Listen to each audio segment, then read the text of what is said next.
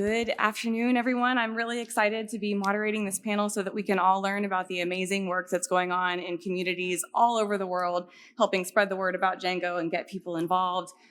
Before we get started, I want to let our panelists introduce themselves. If you could just tell us your name, how you got into Django, and the organizations that you work with. And we'll start with the person closest to me. Sarah, take it away.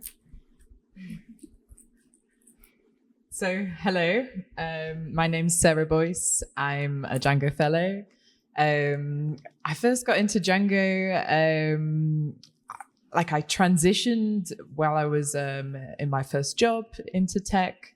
Django was really the first thing I used, and I loved it, and I haven't really ever seen the need to use anything else. And yeah, since then I've been involved in the community, doing things such as Djangonaut Space and contributing to Django. And that's really me. That's great. Hi, everyone. My name is Abigail Afi Badago, but I'm mostly known as Afi. So I'm a software engineer. I got introduced into Django through a Django Girls event in Accra, Ghana. So yeah, that's how I got into it. I actually don't use Django now, but I'm still active in the community. So yeah. My name is. It's on. Yeah, my name is Velda, and I am a software engineer and a technical writer, and I still contribute to a whole lot of Python open source projects. I got introduced to Django through exploring in Python. I was really interested in wanting to know how I could use Python, and I met Django, and I've never left since. And other communities that I have been involved with are like Open Source Community Africa and now the general Django community.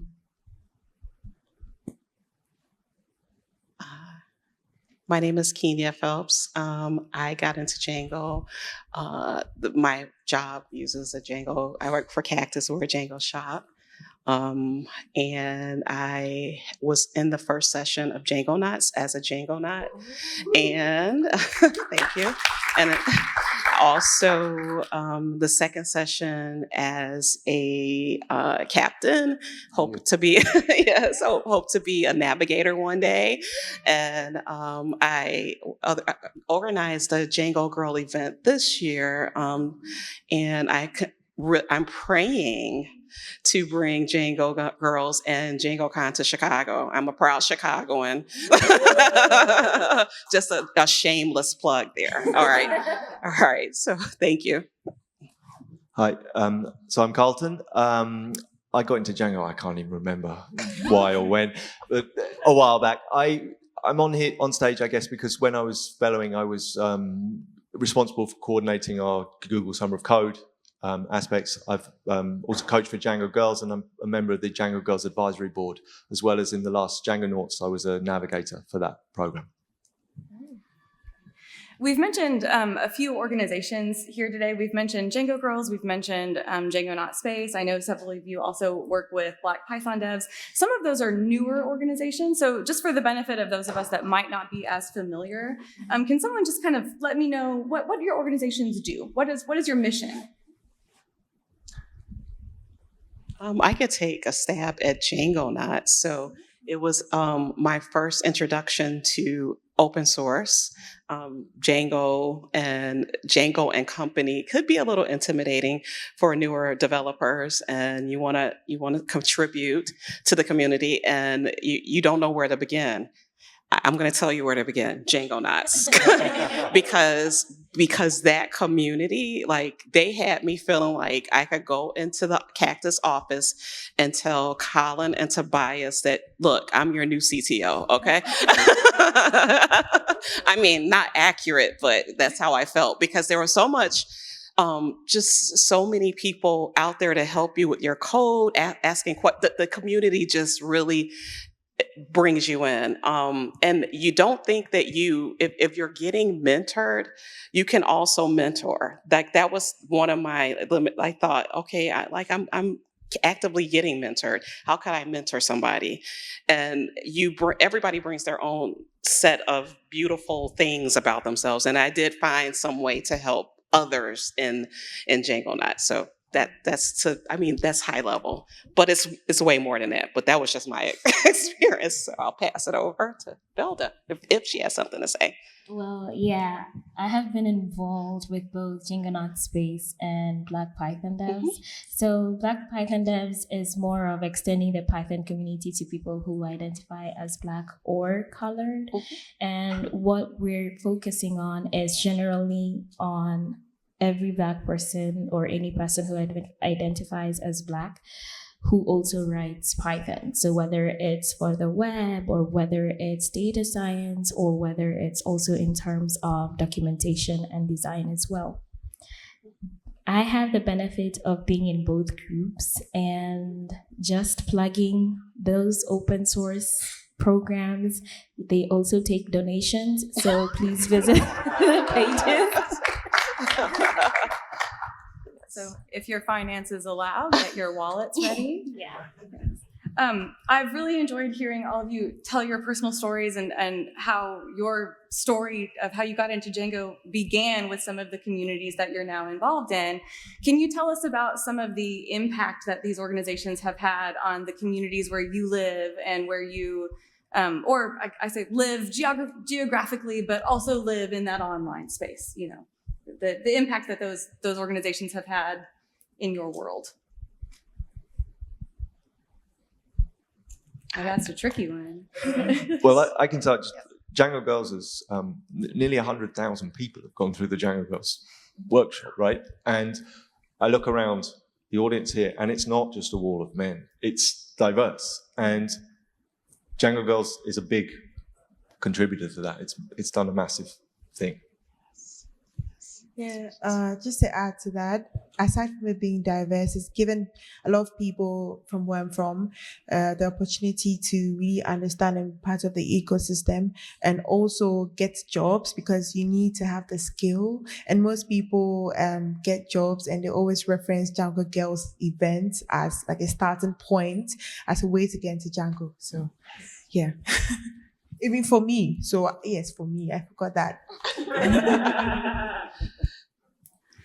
I want to talk about mentorship for a moment because this is a panel about the sort of history and also future of mentorship in our community. And I know that a lot of what you all do in your communities is mentorship, but I want to flip that and think about your own mentors as you are leaders in your communities and become leaders in your communities. Do you feel that you have adequate support and mentorship to fulfill your own missions? Well, I could take a stab at that. I do, and I'm very thankful and grateful. I work with some pretty awesome, brilliant, generous developers. But they're also, when I say generous, they always have time to go over, things that I don't understand, concepts, new technologies. That's my day job. And then the things that I like to do on the side, I've found that the Django community is not performative. Like if they say that they're going to actually, I'll get back to you. Let me see if I can look into it. I haven't had a situation where I felt like, okay, yeah, maybe I shouldn't have asked that question. So personally, the mentorship has been, it has exceeded my expectations. Who would have thought, people think that, okay, programmers, computer scientists, data scientists, they don't want to talk to people. They don't want, I take that back. That's what I thought. I don't think that anymore and it's because of this community. So I love the mentorship. So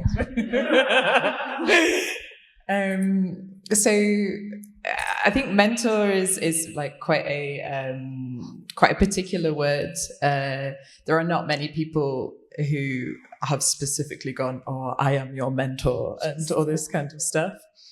However, there are many members of this community that I admire and I learn from and who enrich my life and experience. and that I have the privilege to collaborate with in fantastic things such as Djangonaut Space, but also working on the Django project. So yeah, I do think that we have a really warm and inclusive community who has a wealth of knowledge, who is generally very happy to share it. So yeah.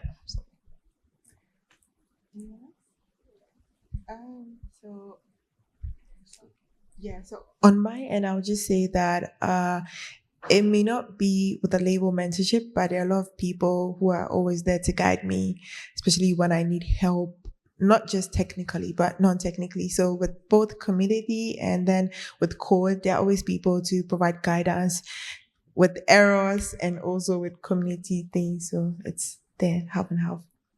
Yeah. And also, I also get people to work with, who also mentor me, because there's certain decisions that I have not probably seen or I need guidance or advice on. And there are always people to ask and get like insights into the right things to do, because I haven't yet been through that before. So, yeah. One of the things I had to learn, as Sarah said, is that mentoring can come in any shape or form. When I used to hear about mentoring, I used to think, oh, it's meeting someone consistently over a time span of period. And then when they're bored, like, that's it. Yeah. And when I started growing into the community and also as a professional, I realized that nobody really likes the term mentoring because it comes with commitment, and not people have their own lives going on, and saying that they want to commit to you and not other things is like also asking like a huge time from them, which I felt bad for, because I mean, if I let you down, I'm not just letting you down, but I'm also letting your time down. And that was so hard for me to like carry on. And most of the times, what I wanted to do or be involved with, I couldn't see it around the people around me. So I had to look online and see who's available. But then it wasn't just for meeting people, but you could also get some form of mentorship through people's works, where you could read something that someone wrote and you could be like, oh, I relate to this, I can learn this and that from it. And the good thing about this community is people are so open to questions. So you could just go into someone's LinkedIn or Mastodon or Twitter and ask them questions. And that in itself is also some form of mentoring, because it's like, hi, I have this question, would you help me? And it's not like demanding any time from you, but it's also giving you time and room to respond as you see fit. And you might like message a lot of people and not get messages back, and that's okay. I learned to live with that because not everybody also reads their messages. So it's just getting the answers that you need when you need them, and if you don't get them, there is a whole web search for all the things that you like to do. Yeah.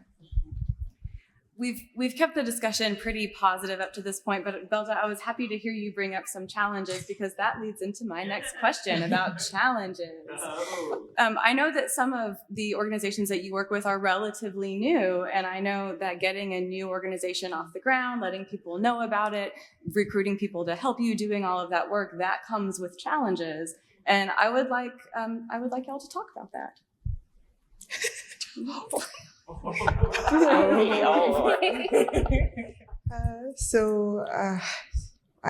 I don't even know where to start. There are so many things, like, wow. I just realized that handling people isn't as easy as it seems. That's number one.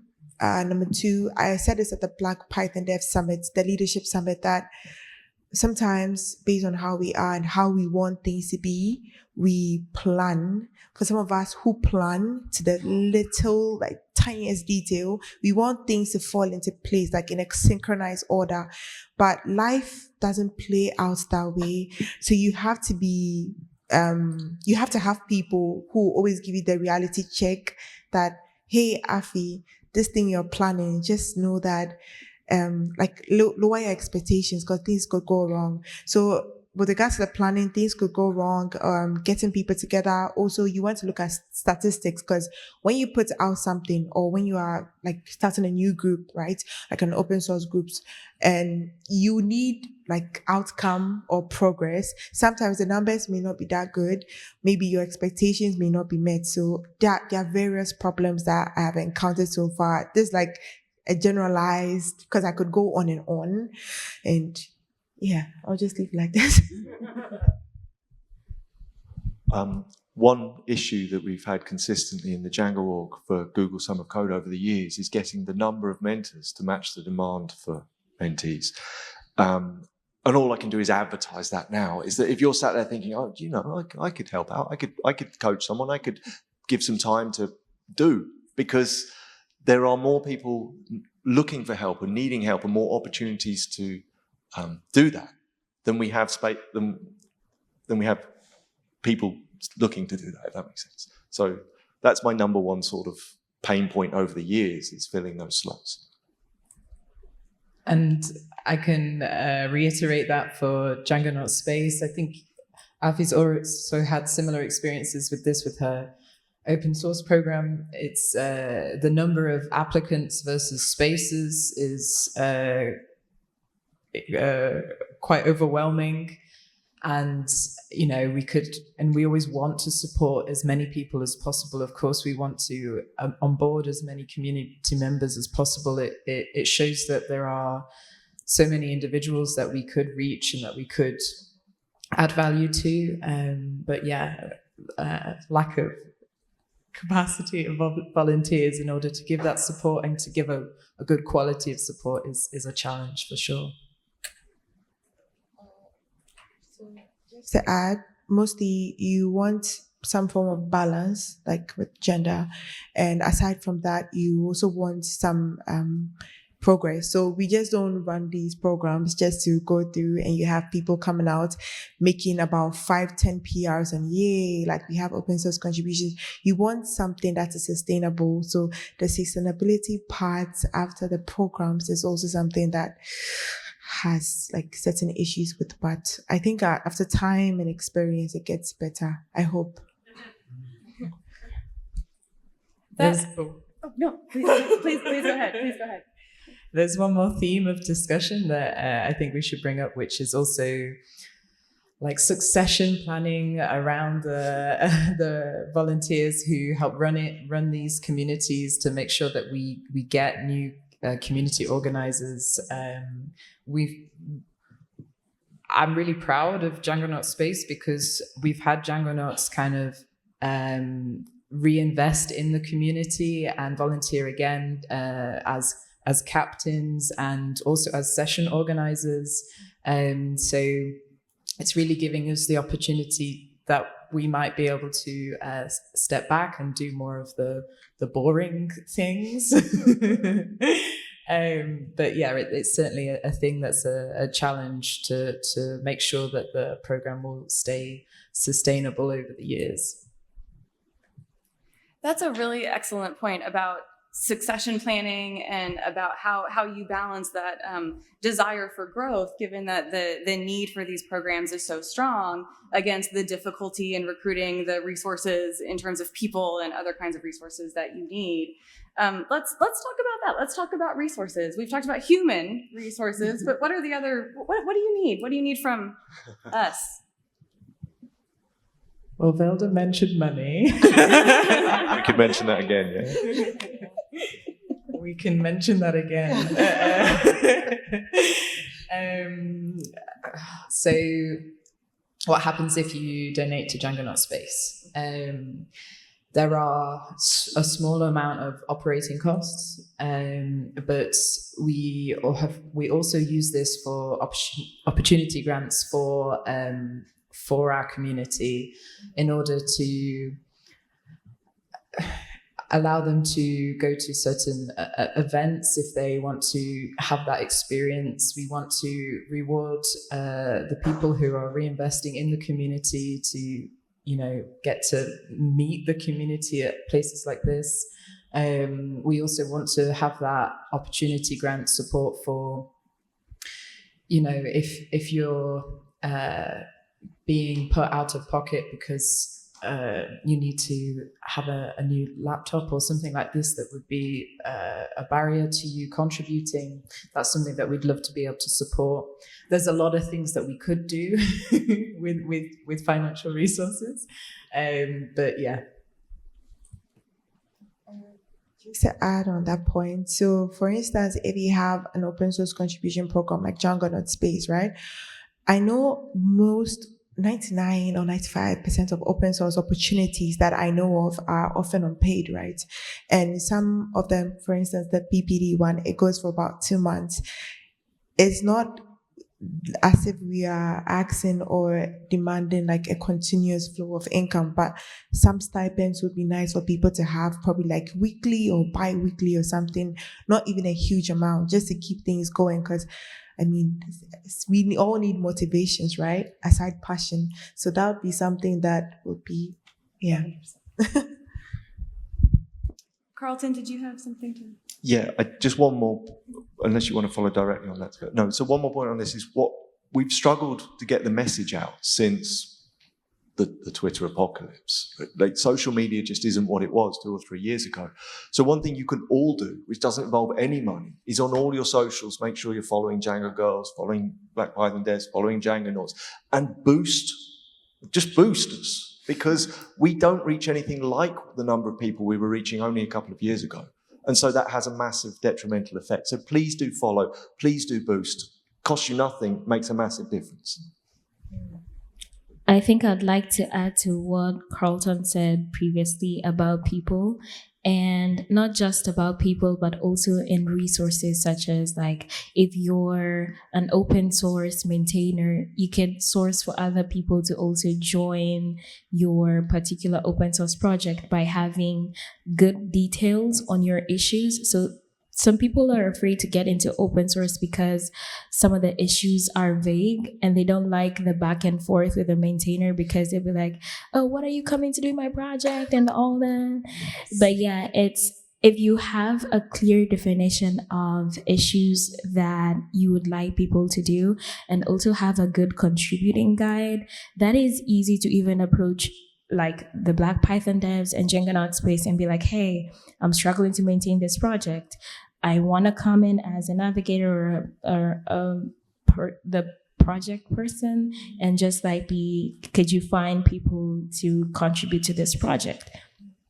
And that in itself is also like expanding because now they have a new project and they could now at least increase the number by 5 people or 4 people to be able to come into your project. So it's not just the person, but it's also the project and the resources around that project. Basically, make it easier for people to find your project and to contribute to your project. Awesome, thank you so much. One of the other themes of this panel is inclusivity. And so I wondered if you could all talk about the lessons that you've learned about inclusivity in your own organizations or the advice that you have for other people to take back to the organizations that they're part of to make sure that their communities are welcoming and supportive. I don't know if I have any profound words. It was just do it. Basically, just do it. Like, it doesn't cost anything. It's not going to hurt you. Just include everyone. And it should be that simple. That's it, you know. Yeah.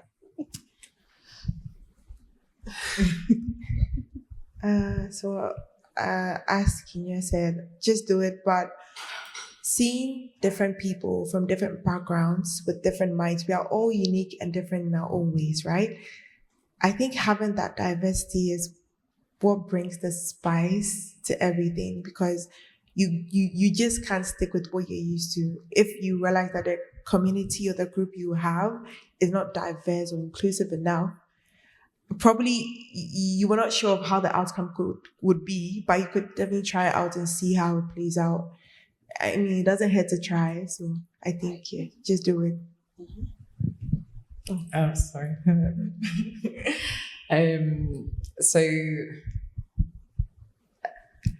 So advice. I mean, Djangonaut Space does have a code of conduct. We do talk about what is okay, what is not okay. And we also, in the application scoring process, when we are assessing applicants, we will, once we have the top tier, we're then taking spots based off prioritizing people from minority groups or from gender minority groups, to try and make sure that we have a cohort that is diverse and will hopefully mean that the future technical leadership of Django won't be all white men in the future. And I hope that makes some plays a part in the kind of atmosphere we're able to create with Djangonaut Space. But I think a lot of the things are very small, because we try to make sure that we craft an experience where people feel welcome very early on. When people join our Discord, we encourage them to introduce themselves and to share something interesting about themselves, and that the people there should also engage with them with that. So it always goes well when someone talks about their musical interests, or shares their cat photos, or just kind of create these bonds really early on from people across the world. That kind of leads me into another thought that I've had, that a lot of these organizations have an online component and also sometimes at least an in-person component.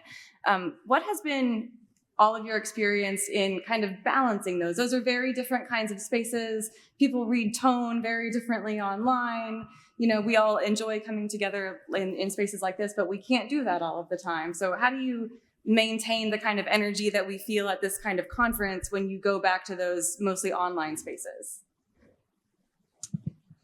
I think you have to be mindful and just have an open mind and not. I find that, like, I've been to a couple of DjangoCon US. I was able to go to DjangoCon EU, Django in Spain, and it's like, okay, I'm getting more immersed in the in-person thing, but it's such a huge online. So I've been able to kind of navigate between online and in person. But you kind of meet people, and then you're like, okay, I know I emailed or I sent a DM to this particular person, and I think I kind of depend on the physical in-person connection, and I'm trying to live off that energy with everybody. Like, you know, this whole group, a lot of people I met. So now when I go and I'm interacting on Djangonaut's Discord or any place, I'm just using that energy. Like, okay, like, you know, what kind of conversations was I having? What were people interested in? Like, what kind of crazy dad jokes did I tell? You know, did they go over? You know, that kind of thing. I feel like you just have to be open-minded and mindful and see people, and not just like, oh, you know what, this is a network, I'm networking. No, actually make connections. Because if we make connections, then things get easier. I feel like that's, my 2 cents.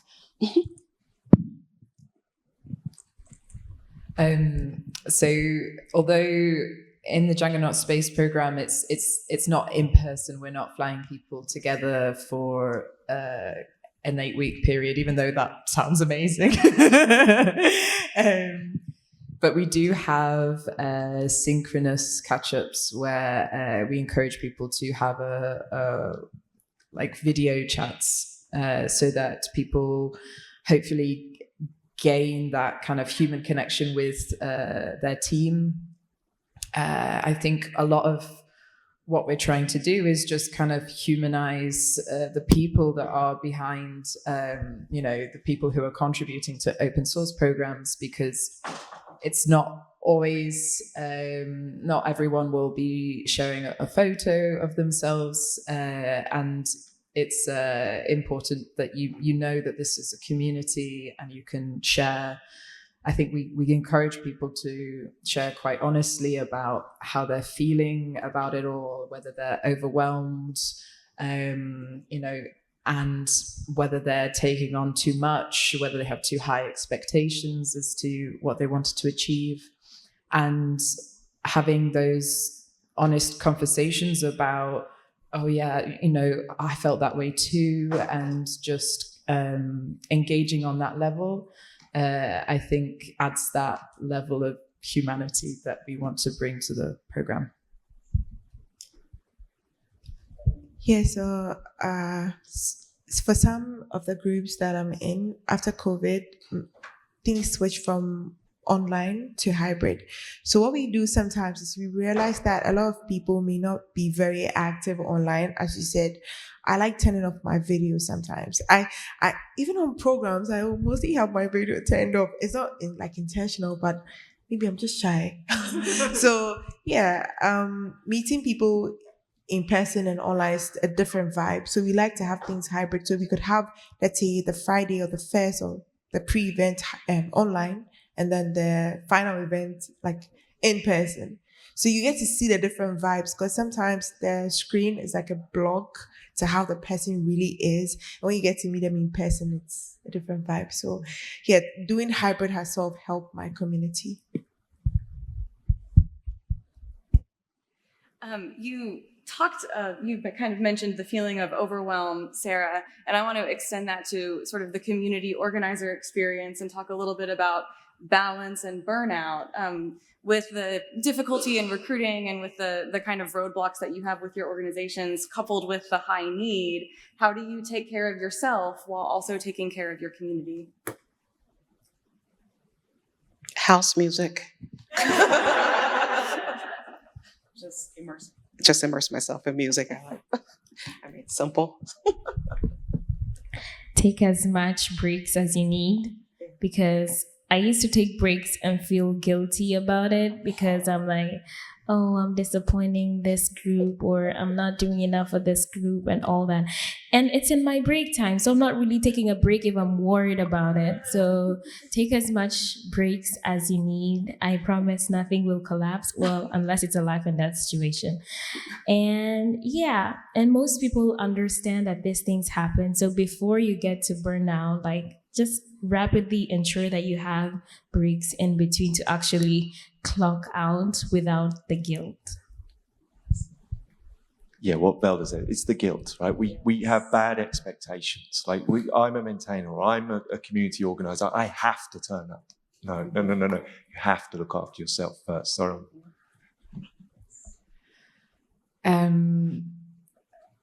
Djangonaut Space, we created this with sustainability in mind, and we're very fortunate that the founders there's a group of us, myself, Tim Schilling, Rachel Cahoon, Sarah Abdurrahman, and Dawn Wages, and it's such an incredible group of people, and it's allowed us that we don't have a single point of failure. When I started the fellow role, I really did step away from part of the organizations of the group, and the team is so fantastic that it continued to thrive and get better, so there's elements of having a team of people that can share the weight and make sure that it won't die if you need to take that time out. And fortunately, I've been able to come back and I hope to stay. So yeah, and it's okay for different members to step away. And unfortunately, we're getting Djangonauts progress and volunteer, and hopefully that will mean that will give the opportunities for more organizers to step away if they see the need. But yeah, things like that. To round this off, one thing I would say is to be a bit selfish. You have to learn it. Some of us, we are not selfish. We have to learn how to be a bit selfish with ourselves because this body is all that we have, like for this journey, and we have to learn how to protect and take care of our bodies. Aside from that, I think learning how to take breaks to avoid burnout is a good way, and also keep in mind that, as she said, nothing except it's a life and death situation. The world is not going to burn. You'll be fine. Everybody will be fine. Take your time. And also stop treating it as if, I know things are critical, but don't think it's like the World Cup finals. just relax, take a chill pill. It's really hard for me to take a chill pill, but you have to try. Like I'm trying, so. And be bold enough to ask for what you need, because sometimes we kind of like diminish ourselves, like, oh, they're going to think that I'm this or I'm going to think that I'm that. Be bold enough to be like, look, I need help. I don't know how to do this. Help me. So yeah, please. Speaking of needing help, the 5 of you represent several really wonderful and valuable organizations, but the fact that we still have new supportive organizations cropping up in the last couple of years shows that there are still places in our community where we still need some help. And I think it's probably fair to say that the work is still probably not done. There will probably be more organizations crop up to fill other needs. What advice would you all have for people who see a need in our community and want to start a new organization to fill that? Let's talk about that kind of startup advice. I think keep focus on the core mission, because it's really tempting to sort of do something to fix one problem, then think, right, what else can we fix? And what else can we fix? And what else can we fix? I think with Django Girls, for instance, the job is to maintain the tutorial and facilitate the workshops. And if Django Girls does nothing more than that, that's 100% okay. I think I would also add that for different organizations that want to do something similar, even though it's a bit different, embrace collaboration. Half of these organizations need the same help that you do. And if like this community does really well on mentorship, it could be like this other community could be like for maintainers. So you're basically sustaining each other. So the best advice I would give is, instead of being like you're competing for the same audience, find middle grounds to collaborate with each other, because at the end of the day, you're all serving the same community, and it only makes sense if you actually work together to do that. I think we just have a couple minutes left. I wonder if each of you want to go down and either tell an inspirational story or give a last piece of advice to those of us in this room on how we can help or how we can make our community an even better place than it already is. Whoever wants to start. Well, look, I'll start and then you ladies can finish.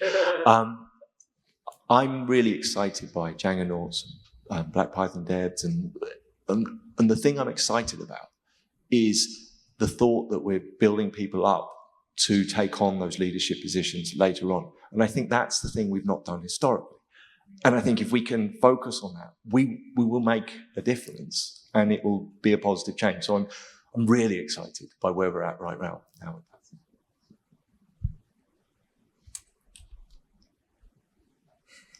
It's not me. Okay, I would say to people like me who started off open source on our own, figuring it out and trying to make it work, be bold, be audacious. Everybody wants to help you unless stated otherwise. But even if stated otherwise, you got this.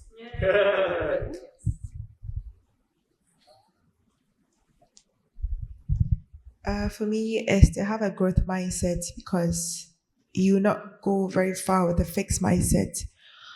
Be very open-minded, be strong. I'm going to steal this from Rachel. She said that we should create the space that we wish to see, that the space we feel like we needed ourselves. And I think with a lot of this, if you recognize a need, and you can also you can fill that on this journey to make something that will benefit other people. And don't let perfect be the enemy of good. You can always try something. It doesn't matter if it's not gonna fulfill everything. These problems are hard problems.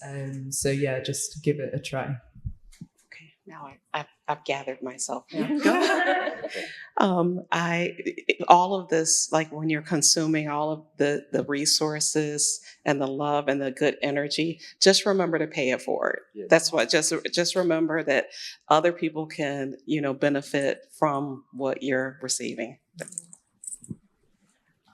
Thank you all so much for the work that you do for our communities and for the time that you've given us today. I think we've all heard several times that the thing that we can do is volunteer our expertise and our cash if we have that to spare.